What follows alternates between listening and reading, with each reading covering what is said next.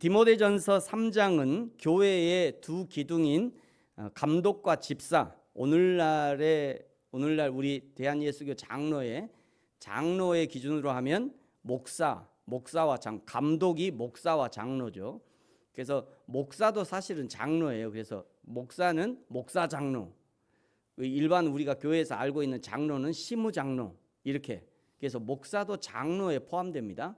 그래서 이제 여기서 감독은 장로를 의미하는 것이고요. 그 집사는 보통 이제 안수 집사를 의미하는 겁니다. 교회에서 안수 집사는 교회의 행정과 봉사의 역할을 하는 집사인 거죠. 그 집사의 자격에 대해서 오늘 이제 디모데전서 3장에서 말씀합니다. 먼저 3장은 세 부분으로 나눌 수 있는데, 먼저 1절부터 7절까지는 감독의 자격에 대해서, 감독의 자격, 그 다음에 8절부터 13절까지는 집사의 자격에 대해서, 마지막 14절부터 16절은 교회의 본질과 경건의 비밀에 대해서 말씀하고 있습니다. 첫 문장인 디모데전서 3장 1절은 교회의 공적 직분에 대해서 사도 바울의 엄중하면서도 격려 섞인 선언으로 시작하고 있습니다. 여러분, 우리 1절 다 같이 한 목소리로 같이 읽겠습니다. 시작. 미쁘다 이 말이여 곧 사람이 감독의 직분을 얻으려 함은 선한 일을 사모하는 것이라 함이로다. 아멘. 먼저 여기 감독으로 번역된 단어는 헬라어인데, 헬라어의 에피스코피스라는 단어입니다. 에피스코피스. 에피 하면 위에 이런 뜻이에요. 에피는 위에서 이런 뜻이고요. 그 다음에 스코피스라고, 스케오마이가 원형인데 이 스코피스라고 하는 단어는 보다, 살피다, 이런 의미가 있습니다. 그러니까 양떼를 높은 곳에서 살피고 돌보는 사역을 의미해요. 이것은 군림하는 자리가 아니라 양떼의 영적 상태를 살피는 파수꾼의 역할이다, 이런 의미가 포함되어 있습니다. 파수꾼의 직무를 갖는 감독은 어떠해야 되느냐? 선한 일을 사모해야 된대요. 선한 일은 어떤 일이 있을까? 첫째는 말씀의 봉사와 진리를 수호하는 일입니다. 목회자의 첫 번째 사명은 성언운반. 우리는 이렇게 배웠어요. 신학교 때 제가 이걸 몇 번 얘기했고요. 교회에서는 성언운반, 거룩한 말씀을 운반하는 거예요. 거룩한 말씀을 운반하는 거라고요. 거룩한 하나님의 말씀을 운반하는 일이 목회자의 일이에요. 하나님의 말씀을 있는 그대로, 원문 그대로, 내용과 의미를 그대로, 때로는 뉘앙스와 감정까지도 그대로 전달할 수 있어야 돼요. 운반하라고 했더니 막 거기다 색칠을 막 다 덧칠하고 막 거기다 뭐, 야 여기다 나무가 없네, 나무 좀 가지 좀, 곤란하죠. 그림을 운반해달라고 그랬더니 작가가 그림을 그려갖고 운반 좀 해줘야 했더니 이 작가 잘못 그렸네, 막 그림을 자기가 막 손을 대. 곤란해요. 이건 큰 사건이죠. 이거는 목회자의 사명은요, 하나님의 말씀을 있는 그대로 운반해야 돼요. 그러다 보니까 히브리어나 헬라어를 말씀드리는 이유는, 언어라고 하는 것은요 1대1로 번역이 안 됩니다. 1대1로 번역이 안 되기 때문에 때로는 원어를 있는 그대로 알려드리는 것이 성경의 원 의미를 잘 전달하는 방법이 되기 때문입니다. 두 번째는요, 양떼에 대한 감찰과 돌봄이 있어요. 감독이라는 단어, 스코피스라는 이 단어는 현대의 현미경이라는 단어, 마이크로스코프라고 하죠. 이 현대 현미경이라는 단어와 원어를 같이 합니다. 에피스코피스 그리고 마이크로스코프 비슷하잖아요, 끝이. 그러니까 이거는 원어를 같이 하는 단어예요. 그러니까 감독은 현미경으로 들여다보듯이 성도의 상황과 형편, 영적 상황과 형편, 실제 삶의 상황과 형편을 잘 살펴야 한다는 거예요.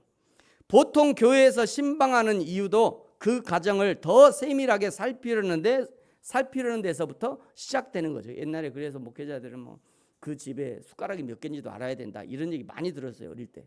목회자는 그래야 된다. 근데 이제 여러분 약간 겁날지도 모르지만 죄송한데 목회자를 해보니까요, 알게 되는 게 있어요. 알게 하시더라고요. 신기하게. 그 사람은 얘기 안 해. 그 성도는 나한테 얘기 안 하고 목회자한테 얘기 안 하거든요. 얘기 안 하는데 희한하게 알게 되는 게 있어요. 무섭죠? 안 무서워요? 그렇다고 제가 여러분 협박하는 건 아닙니다. 근데 신기하게 하나님이 알게 하셔요. 아, 그런가 보다. 이런 거 아닌가? 알게 하는 게 있습니다. 분명히 있어요. 그것이 어떻게 보면 목회자에게 주시는 그 은사인 건가 보다라는 생각이 들어요. 그렇다고 너무 겁내지 마세요. 저는 뭐 투시하는 은사 이런 거 없습니다. 걱정하지 마시고. 세 번째, 목회자에게 주신 선한 일 세 번째는요, 공적 예배 인도와 성례 집행이 있어요. 교회의 공적 모임을 하나님 중심의 예배가 되도록 질서를 세우는 거죠. 성경과 진리로, 성령과 진리로 드리는 예배가 되도록 기도와 찬송, 말씀을 인도하는 일이고요. 세례와 성찬을 통해서 성도들이 그리스도와 연합되었음을 가시적으로 확인시켜주는 거룩한 직무를 수행하는 것입니다.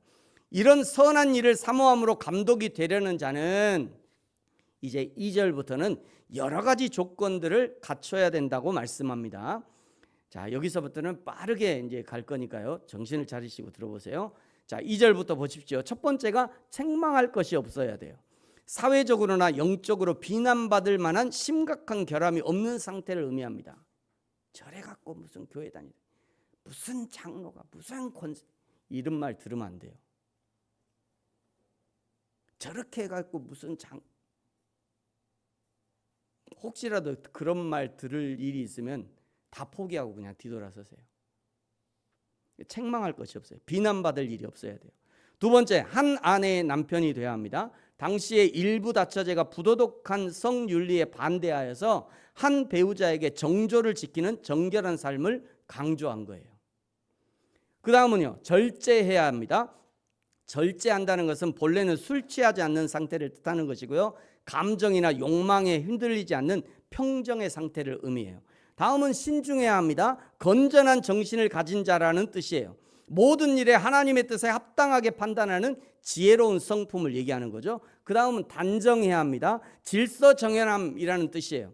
삶의 방식, 언어, 태도가 그리스도인으로서 품위와 질서를 갖추고 있음을 뜻합니다. 그리스도인들은요, 욕하면 안 돼요. 욕은 그냥 묻어두세요. 그리스도인들은 삶의 방식에서부터 달라져야 돼요. 그래야 알 거 아니에요. 맨날 욕하고 살던 사람이 어느 날 교회 다닌다고 그러더니 그날부터 욕을 하네. 야, 저 사람 변했다 야. 이런 말을 들을 거 아니에요. 그래야. 삶의 방식, 언어, 태도가 그리스도인으로서 품위와 질서를 갖춰야 돼요. 그 다음은요, 나그네를 잘 대접해야 합니다. 당시에 박해로 쫓겨난 형제들이나 복음 전도자를 헌신적으로 돌보는 희생적 사랑과 개방성을 의미합니다. 그 다음은 가르치기를 잘해야 됩니다. 단순히 지식을 전달하는 기술이 아니라 진리를 명확하게 이해하고 남에게 설득력 있게 전달할 수 있는 실력을 갖춰야 돼요. 계속해서 3절, 술을 즐기지 않아야 하는데 어떤 사람은 나는 술을 먹는데 술은 즐기지는 않아. 이렇게 또 변호하는 사람이 있어요. 그런 말 있죠. 처음에 사람이 술을 먹고 그 다음에 술이 술을 먹고 그 다음에 술이 사람을 먹고. 이 세상에 아무도 술 앞에 장사가 없어요. 이 말은 즐기지 않는다고 하는 말은 나는 술 즐기지 않아. 한두 잔 먹는 것뿐이지. 그거가 문제예요. 그 한두 잔이. 단순히 술 한 잔을 마시는 행위 자체보다 술에 의존하고 술자리의 분위기에 젖어서 술을 곁에 두는 삶의 방식을 경계하는 거예요. 술을 곁에 두는 삶.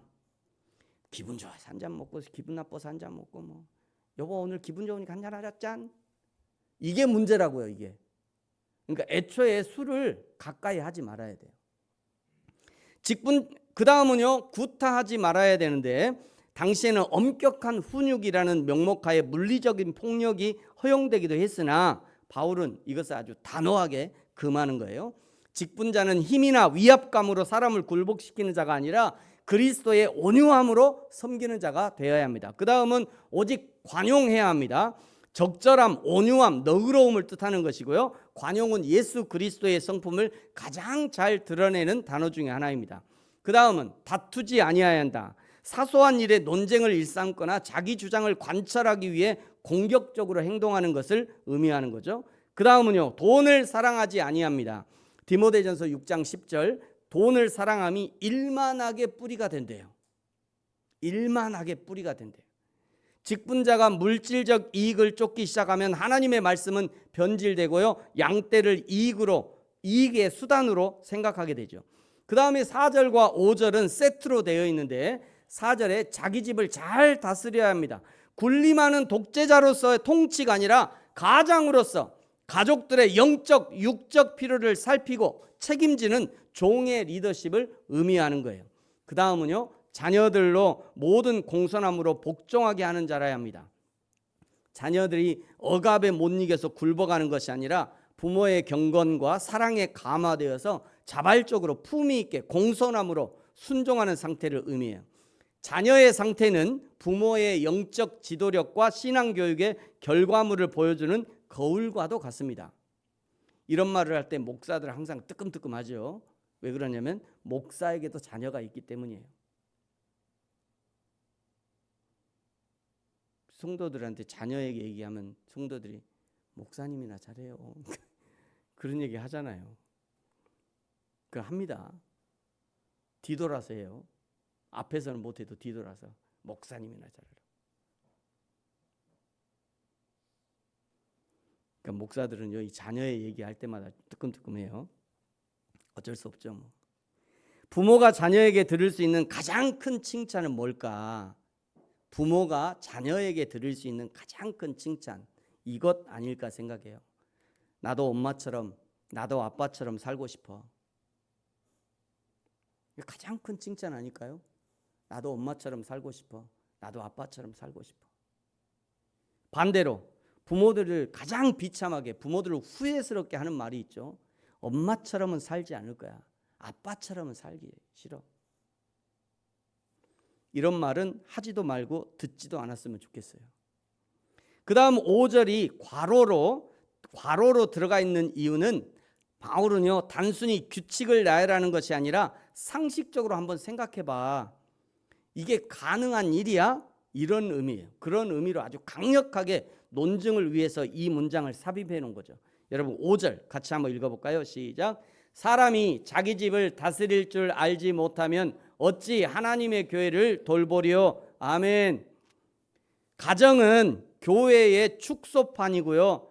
가장의 통치 능력은 교회 감독의 능력을 미리 보여주는 시험대라고 할 수 있는 것이죠. 괄호로 묶인 이 짧은 문장이 사실상 감독의 모든 자격 조건을 관통하는 핵심 원리라고 할 수 있어요. 사역자의 공적인 사역은 그의 사적인 삶의 뿌리에서 영양분을 공급받는다는 거예요. 5절은 그 뿌리가 튼튼한지를 묻는 장치와 같은 거예요. 이런 질문을 해보면 좋을 것 같아요. 장주원, 질문할 테니까 대답해봐. 잘 봐. 그 대신 답을 내가 알려줄게. 답은 두 번째야. 답은 두 번째라고. 1번, 2번 중에 두 번째가 답이라고. 다른 거 답하면 안 된다는 얘기야. 교회가 중요합니까? 가정이 중요합니까? 답은? 장주원 답. 뭐라고? 2번이라고 얘기했잖아. 교회가 중요해요? 가정이 중요해요? 여러분 답해보세요. 교회가 중요합니까? 가정이 중요합니까? 가정이 훨씬 중요합니다. 가정이 중요해요. 이거는 선택의 문제가 아니라 가정이 교회의 기초가 된다는 말씀이에요. 한 번 더, 장주원 한 번 더. 2번이 답이야. 대답 잘해. 교회가 즐거워야 합니까? 가정이 즐거워야 합니까? 답은? 그렇지. 가정이 즐거워야 돼요. 나는 집에 들어가기를 즐거워하는 아이들이어야지, 집에 들어가는 거 싫고 교회에 가서 맨날 놀고 곤란해요. 그럼 곤란한 거죠. 하나 더 있어. 대답 잘해. 역시 두 번째가 답이다. 엉뚱하게 답할까 봐 내가 조마조마해요. 여러분 교회에서 쓰임 받아야 됩니까? 가정에서 쓰임 받아야 됩니까? 답은 가정에서 쓰임 받아야 돼요. 가정에서. 행복하고 즐거운 가정이 행복하고 즐거운 교회보다 우선합니다. 가정이 행복해야 돼요. 행복한 가정이 행복한 교회보다 우선해요. 그러므로 교회 가서 성도들과 즐겁게 지내는 것보다 가정에서 아내와 남편과 자녀들과 행복하고 즐겁게 지내십시오. 가정이 작은 교회가 되게 해야 되는 거예요. 가정이라고 하는 가장 작은 교회에서 승리한 사람만이 하나님의 집인 거대한 교회 공동체를 돌볼 자격이 주어지는 겁니다. 계속해서 감독이 되려는 자의 조건입니다. 여섯 번째는 새로 입교한 자도 하지 말래요. 신앙의 연륜이 짧은 사람을 성급하게 지도자로 세우지 말라는 뜻이에요. 이런 것은 거의 모든 교회의 직분에 적용돼야 한다고 생각하는데 그 중에서도 교회의 성가대를 새신자 정착용 모판으로 여기는 경우들이 많이 있습니다. 의외로 많아요. 새신자가 오면 그냥 성가대 들어가라고. 그래야 빨리 교회에 적응한다고. 곤란해요. 교회 성가대는요, 구약으로 하면 레위 지파 중에서도 특별히 구분된 직분입니다. 역대상 25장 1절에 보면요, 수금과 비파와 재금을 잡아 신령한 노래를 하게 하였는데, 여기 신령한 노래라는 것이 히브리어로 하느비임이거든요. 하느비임. 그 예언자들 이런 뜻이에요. 그 선지자들 이런 뜻이라고요. 그러니까 다윗 시대 성가대원들은 하나님의 말씀을 증거하는 예언자들이었고 하나님의 말씀을 가르치는 선지자들이었어요. 적어도 성가대가 초신자들의 교회 정착용 도구가 되어서는 안 된다는 거예요. 오늘은 성가대 이야기하는 건 아니니까 여기까지만 하겠습니다. 새로 입교한 자에게 감독이라는 직분이 지어주면 그는 교만하여져서 마귀를 정죄하는 그 정죄에 빠질 수 있다는 거예요. 7절에 또한 외인에게도 선한 증거를 얻는 자라야 된답니다. 외인은 교회 밖의 사람들이에요. 비그리스도인들이에요. 그 교회 밖의 사람들, 비그리스도인들도 저분은 교회 장로지. 저분은 권사, 저분 교회 다닌다고 장로지. 저분 교회 다녀? 권사겠네. 이 정도는 돼야지. 이 정도는 돼야 된다니. 교회 안에서는 거룩해 보이지만 세상에서는 불공정하거나 비도덕적으로 행동하는 사람은 감독의 자격이 없는 거예요. 비방과 마귀의 올무에 빠질까 염려가 된대요. 지도자의 과거 행적이나 현재의 부도덕함이 세상 사람들의 입에 오르는 되는 것을 뜻하는 거죠. 이는 하나님의 영광을 가리고 전도의 문을 막는 치명적인 결과를 가져옵니다. 감독의 직분을 길고 자세하게 이게 살폈습니다. 여러분은 감독으로 임명해도 될 만한 정도의 몸과 마음의 준비가 되어 있습니까?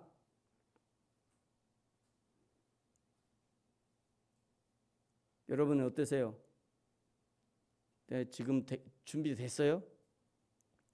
여러분, 우리가 감독의 직분을 원하든 원치 않든 이미 하나님은 우리가 그 정도의 영적 육적 실력을 갖추기 원합니다. 베드로전서 2장 9절 같이 한번 읽죠. 시작.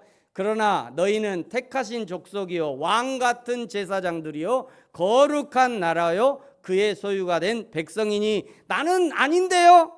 나는 아직 준비가 안 됐어요. 라고 거부해도 이미 우리가 예수님을 믿는 순간 우리는 이미 택하신 족속이에요. 이미 왕 같은 제사장이라고요. 이미 거룩한 나라래요. 이미 그의 소유가 된 백성이래요. 우리는 이미 결정이 됐다고요. 천국 가는 것은 좋은데 왕 같은 제사장은 싫고 거룩한 나라니 소유된 백성이 이런 거 싫어. 나는 그냥 천국만 가면 돼. 그런 거 없어요. 그런 거 없습니다. 그런 거 없어요.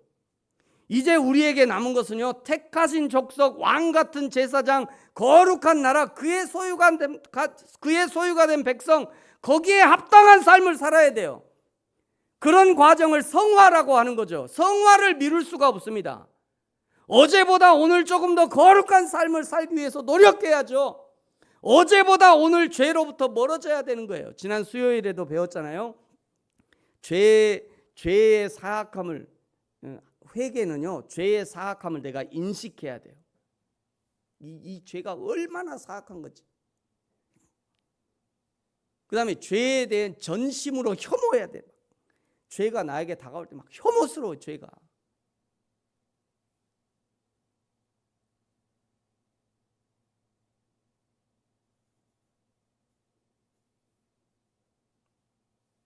혐오스러워야 돼.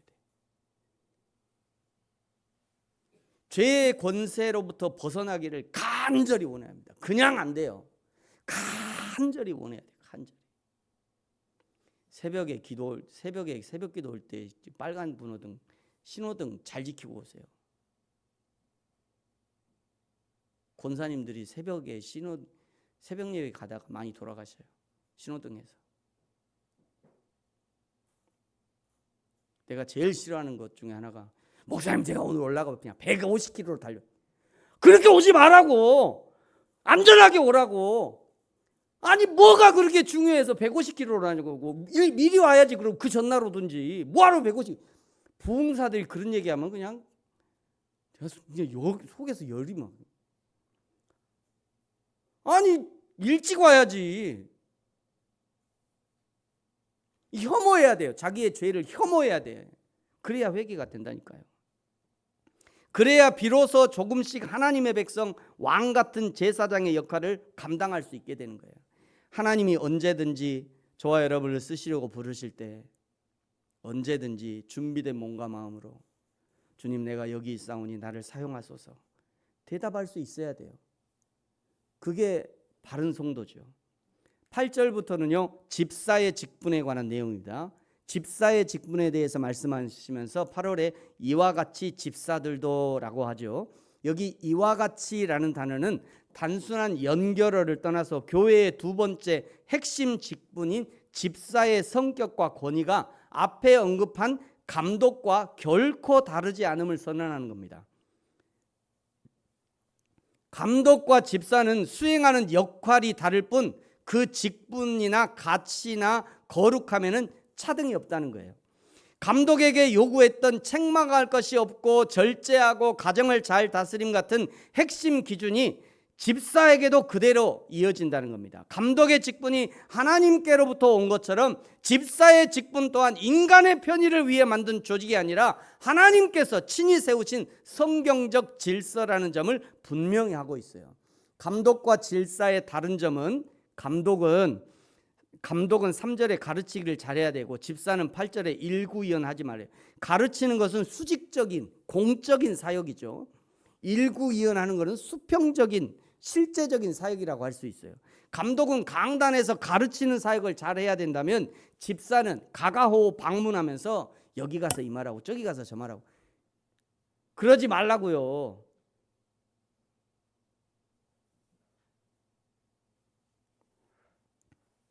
감독은 3절에요. 돈을 사랑하지 말아야 합니다. 집사는 8절 하반절에 보면 더러운 일을 탐하지 말아야 돼요.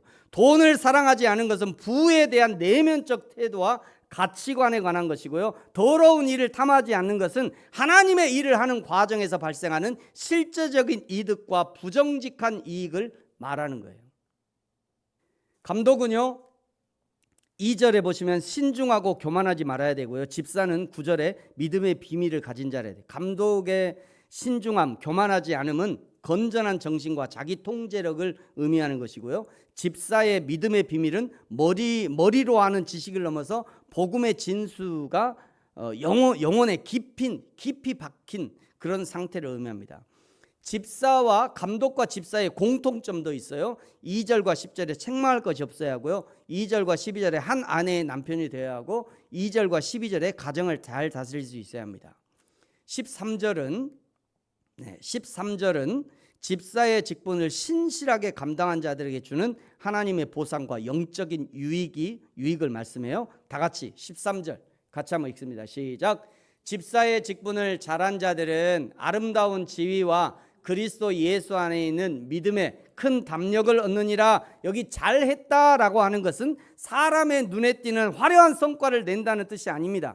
하나님께서 맡겨주신 구제 봉사 행정을 성경적인 자격에 합당하게 신실하게 진실하게 수행했음을 의미하는 것이고요. 아름다운 지위와 큰 담력을 얻는다는 것은 성숙하게 된다. 장차 하나님 앞에 섰을 때 영광스러운 평가를 듣게 되고 무엇을 하든지 어디서든지 당당함을 얻게 된다. 이런 의미예요. 하나님을 크게 보는 사람은 대한민국 최고의 권력자 앞에서도 쫄지 않을 수 있습니다. 그 하나님 앞에서 정직하게 성실하게 충성스럽게 하나님의 일을 감당해 본 사람은 웬만한 일은 거뜬히 해낼 만한 실력을 쌓게 돼요. 이런 거 얘기하면 꼭 안 믿는 사람들 있어요.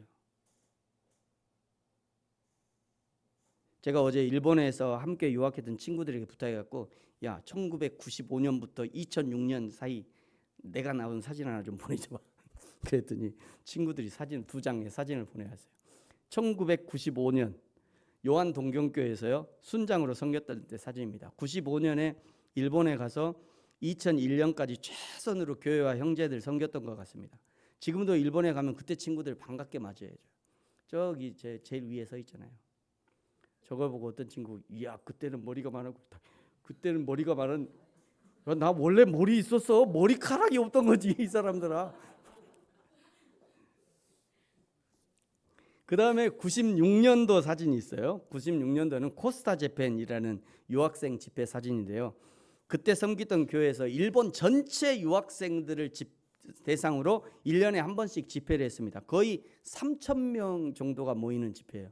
일본에서 3,000명이면요, 한국에서 약 3만 명 정도의 수준이다, 그렇게 보통 얘기를 합니다. 저는 그 집회에서 찬양단을 섬겼어요. 찬양단 방해자 그 전에 몇 개월 동안 준비하죠, 저거를 위해서. 지금도 가끔 그 친구들을 만나면요, 조현철 순장은 그때 좀 달랐어, 다른 순장하고 좀 달랐어, 이런 말을 많이 해요. 그때 섬김과 헌신이 지금도 저에게 큰 힘이 됩니다.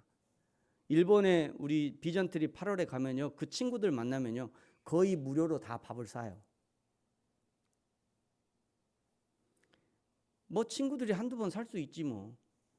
같이 가는 사람들 다 산다고요. 여러분, 누구한테 밥을 그냥 사본 적 있으세요? 밥 사는 거 쉬운 일이 아닙니다.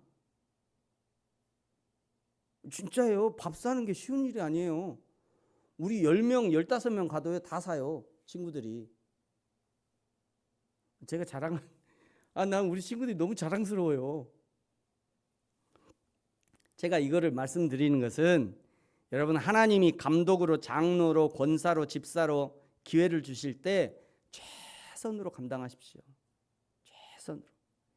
우리 하나님은요, 반드시 선한 열매로 갚아주십니다.